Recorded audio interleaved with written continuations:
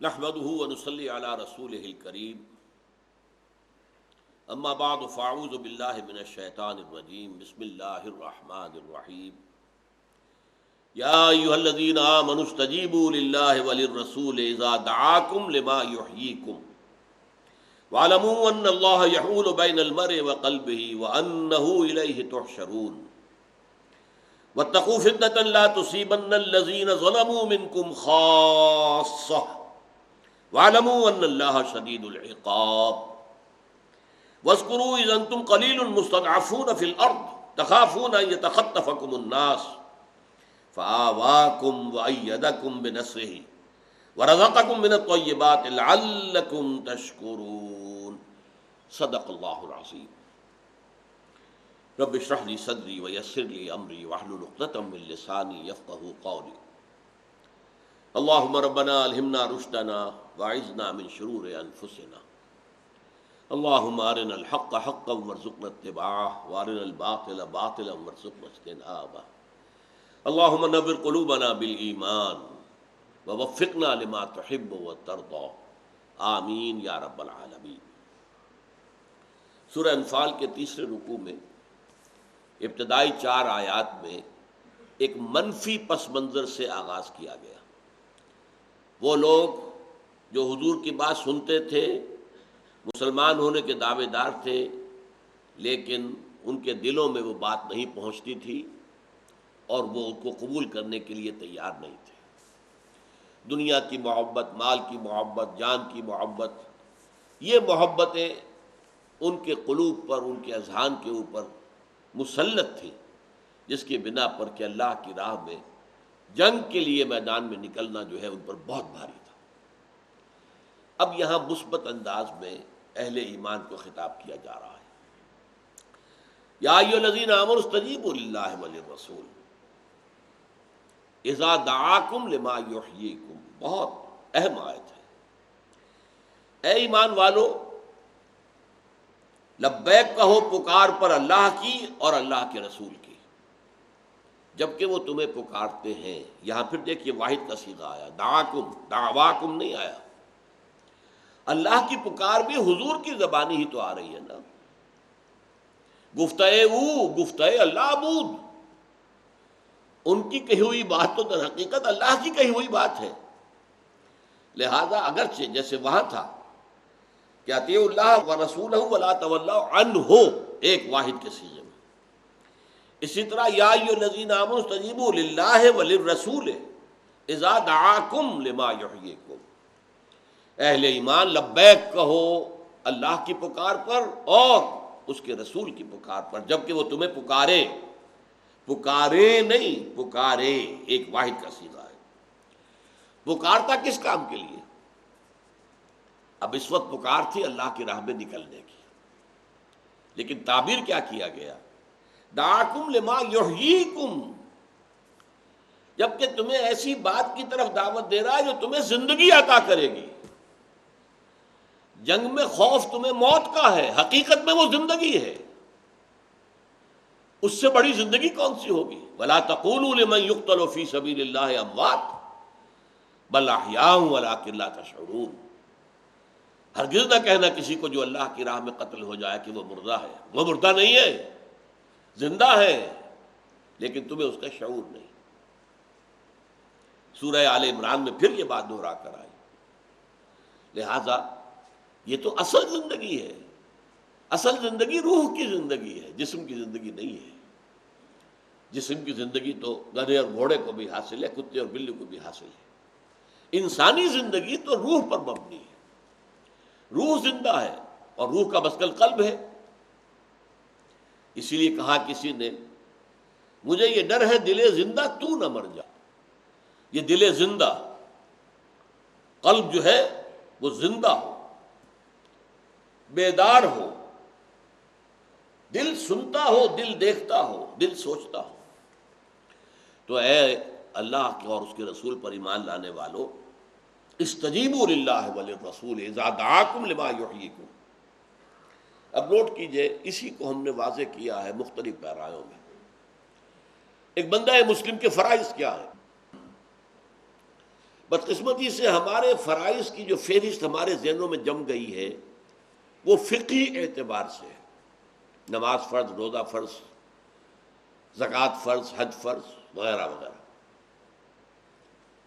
فرائض کا جامع تصور 4 سطحوں کے اندر، جس کو میں نے ہمیشہ بیان کیا ہے، ایک سہ منزلہ عمارت کے اعتبار سے ایک ایسی 3 منزلہ عمارت کا تصور کیجئے کہ جس کے 4 ستونوں پر پوری بلڈنگ کھڑی ہوئی ہے۔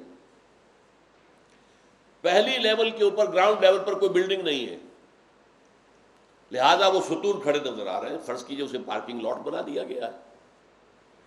پھر چھت آ گئی، پھر اب جو ہے وہ جائے گا تو وہی 4 ستونوں ہی کے اوپر معاملہ، لیکن دیواریں بھی بیچ میں ہوں گی، اب ستون نظر نہیں آئیں گے، ہے ستون نظر نہیں آئیں گے۔ پھر دوسری چھت آ گئی، پھر وہی ستون آگے چل رہے ہیں، لیکن پھر چونکہ تعمیر ہے ستون نظر نہیں آ رہا ہے، پھر تیسری چھت آ گئی۔ تو اب یہ بلڈنگ کے 4 حصے ہو گئے، ایک بنیاد ہے جو نظر نہیں آ رہی، وہ تو بنیاد ہے جس پر یہ پوری بلڈنگ کھڑی ہوئی ہے، پھر 4 ستون، اور بنیاد کا بھی ایک حصہ وہ ہوتا ہے کہ جو زمین سے باہر ہے، جسے آپ پلنتھ کہتے ہیں، کرسی۔ اس مکان کی کرسی بڑی اونچی ہے، یہ اس مکان کی کرسی بہت کم ہے، عام گراؤنڈ لیول سے ذرا اونچا وہ کرسی، وہ نظر وہ ہے بھی، وہ بھی بنیاد ہی کا ایک حصہ ہے، لیکن وہ ویزیبل حصہ ہے۔ پھر 4 ستون، پھر چھت، پھر بلڈنگ، پھر چھت، پھر بلڈنگ، پھر چھت۔ اس عمارت کے 4 ان حصوں کے حوالے سے 4 فرض نوٹ کر لیجیے۔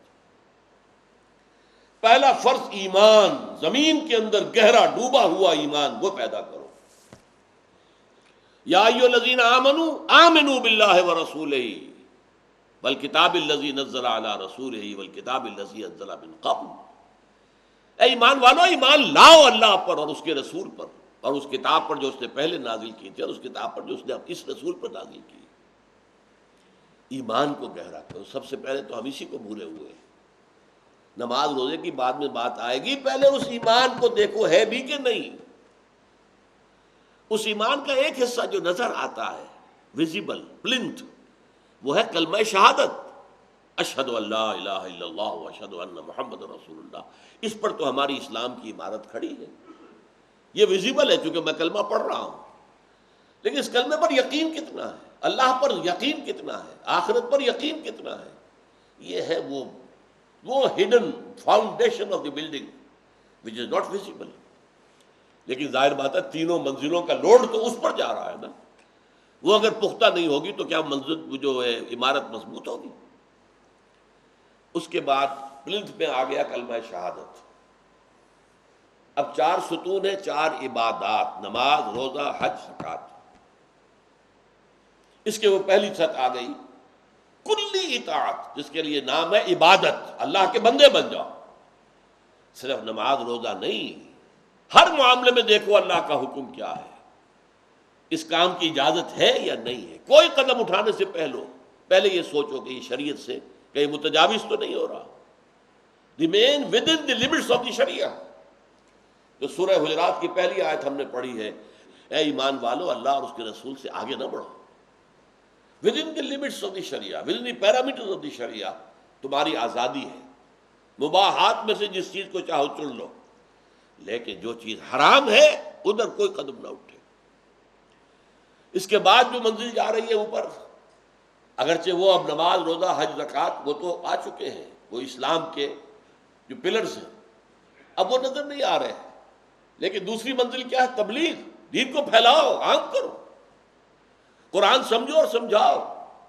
خیرکم من تعلم القرآن وعلمہ، تم میں سے بہترین لوگ وہ ہیں جو قرآن سمجھیں، سیکھیں، پڑھیں اور سمجھائیں، سکھائیں اور پڑھائیں۔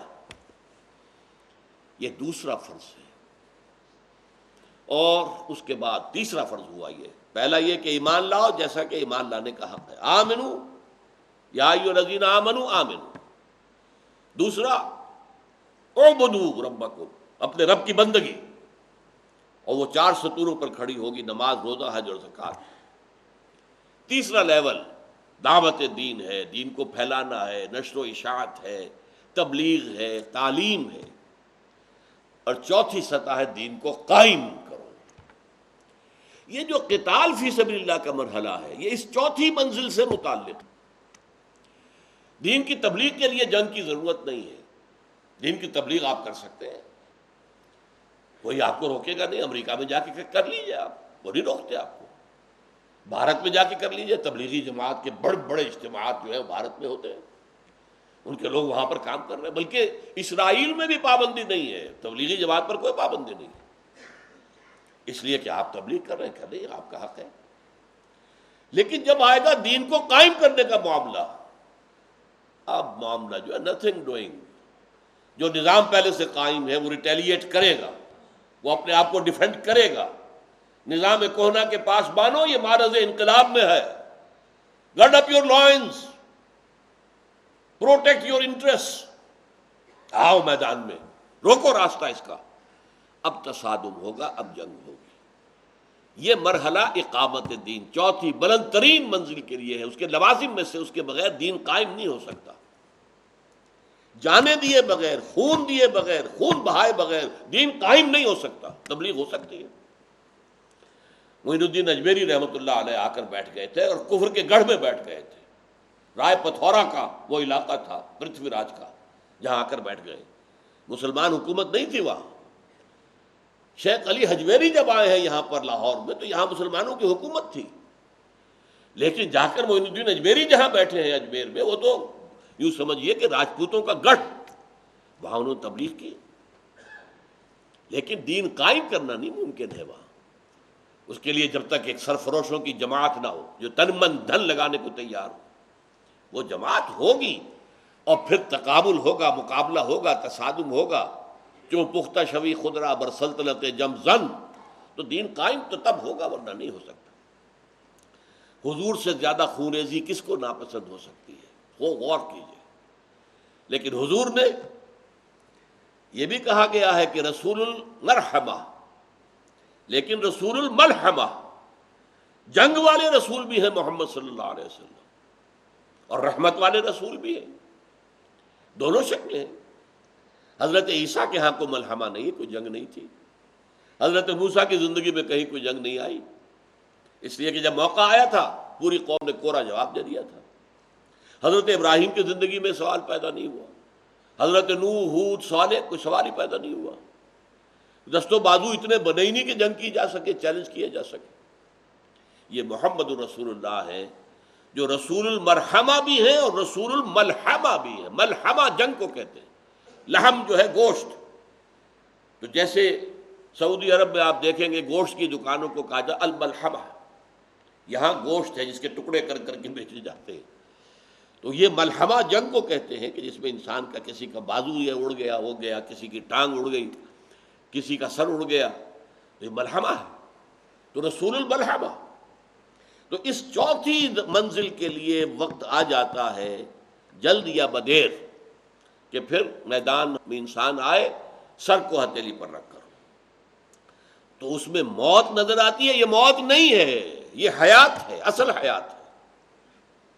یا ایھا الذین آمنوا استجیبوا للہ وللرسول اذا دعاکم لما یحییکم۔ تم کانپ رہے ہو، موت کا ڈر تمہیں ہو رہا ہے، نہ سمجھو یہی اصل زندگی ہے۔ ولا تحسبن الذین قتلوا فی سبیل اللہ امواتا بل احیاء عند ربہم یرزقون۔ کبھی نہ سمجھنا ان کو جو اللہ کی راہ میں قتل ہو گئے کہ وہ مردہ ہیں، وہ تو زندہ ہیں، اپنے رب کے پاس انہیں رزق مل رہا ہے، رزق پا رہے ہیں۔ وَاعْلَمُوا أَنَّ اللَّهَ يَحُولُ بَيْنَ الْمَرْءِ وَقَلْبِهِ، بہت اہم آیت ہے۔ جان لو اللہ تعالی حائل ہو جایا کرتا ہے انسان اور اس کے دل کے درمیان۔ یہ پہلی 4 آیات میں جو فلسفہ آیا تھا اسی کو دوبارہ دہرایا گیا ہے۔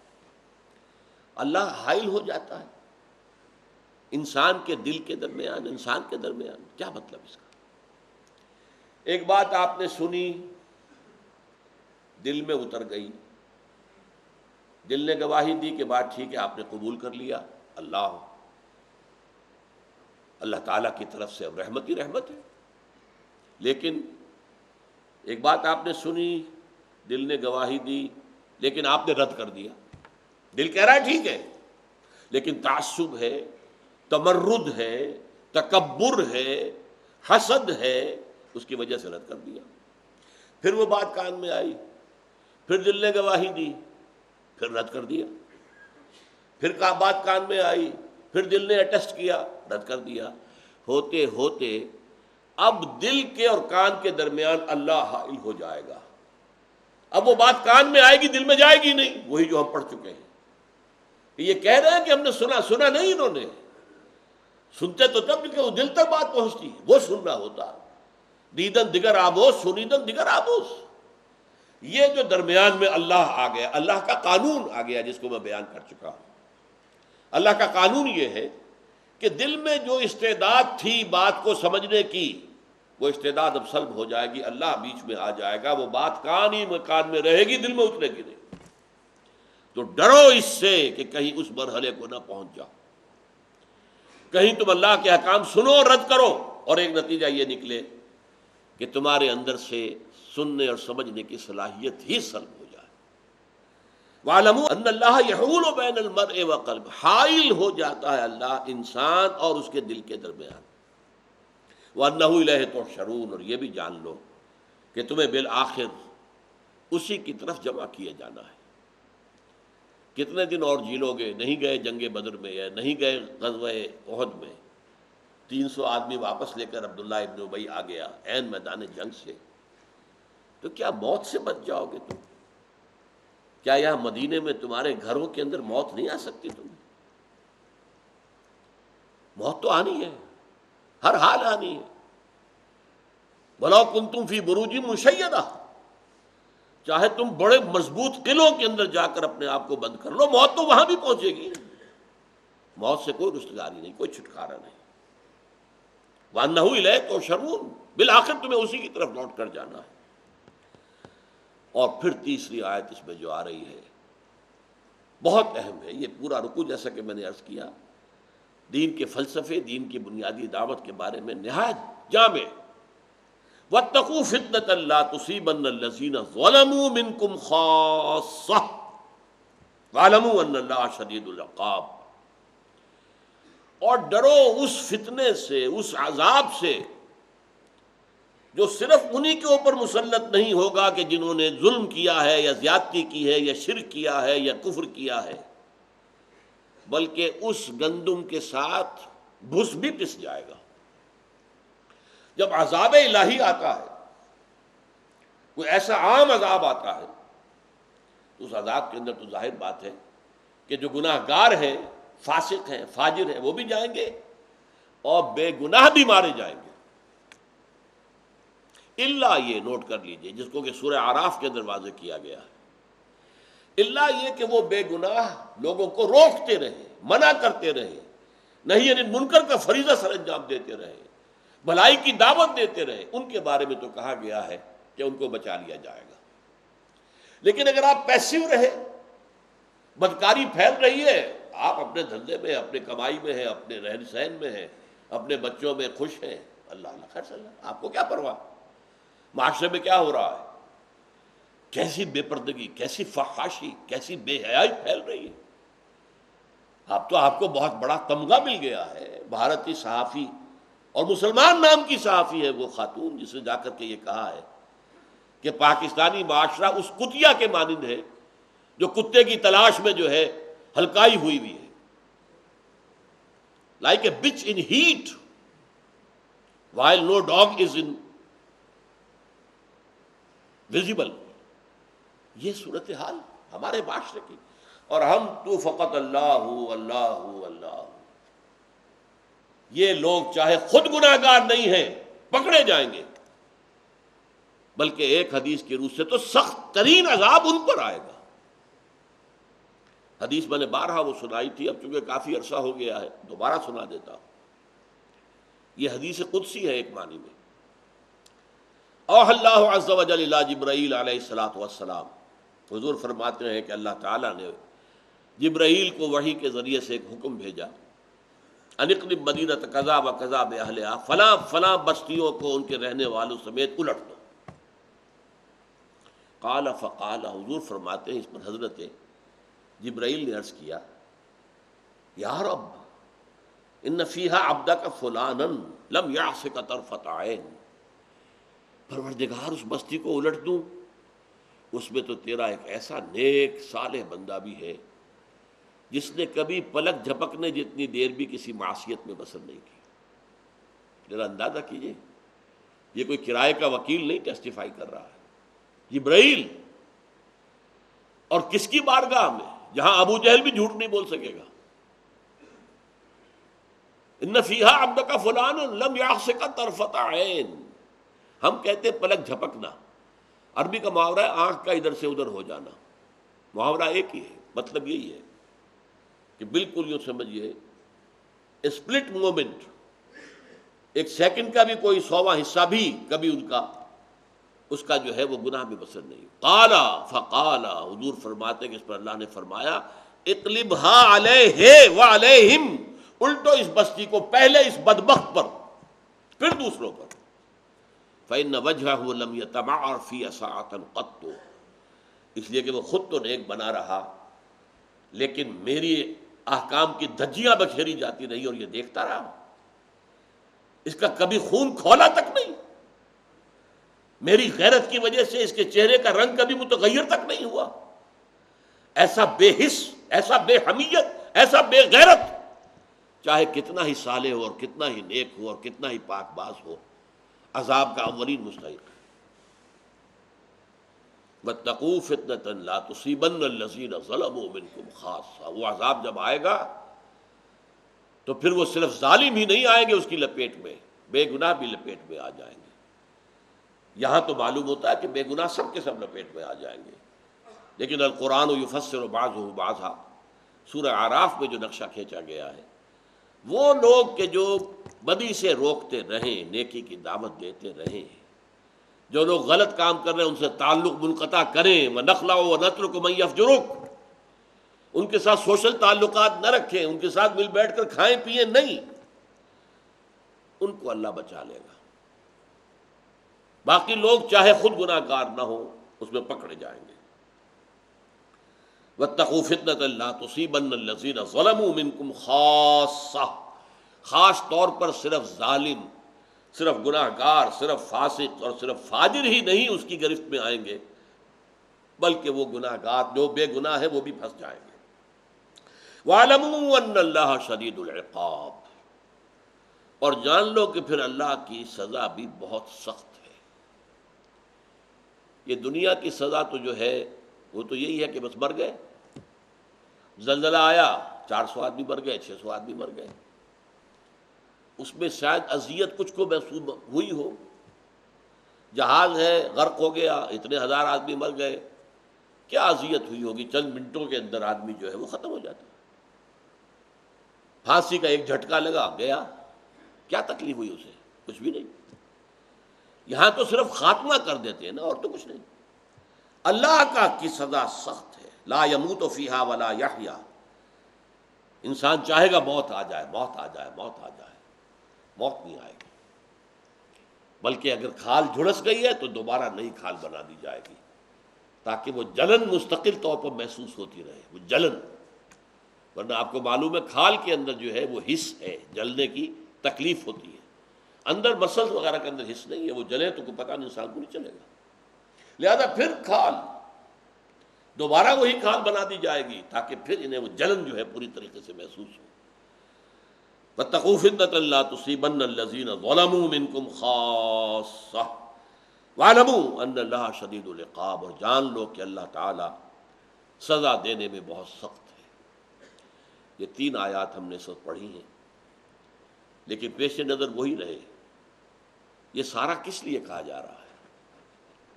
اس میں جو تشویق ہے، ترغیب ہے وہ بھی، جو ترہیب ہے، جو انذار ہے، خبردار کرنا ہے وہ بھی، کس لیے؟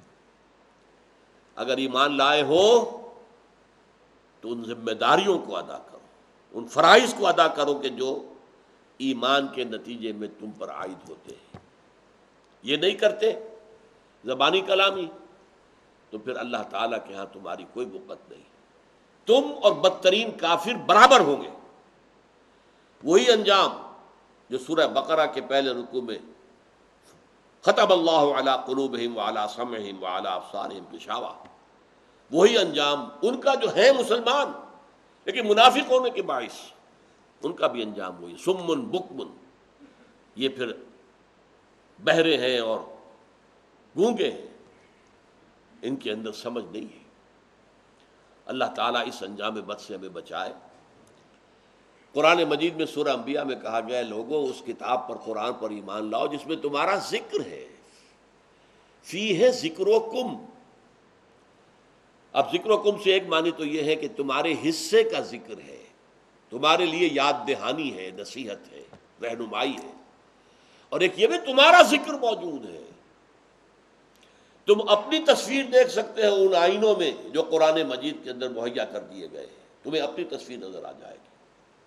منافقین کے کردار میں آپ اپنا کردار دیکھ سکتے ہیں اگر آپ بھی اسی روش پر چل رہے ہیں۔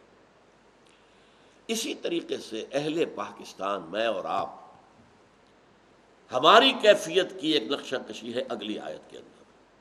بارک اللہ لی ولکم فی القرآن العظیم ونفعنی وإیاکم بالآیات والذکر الحکیم۔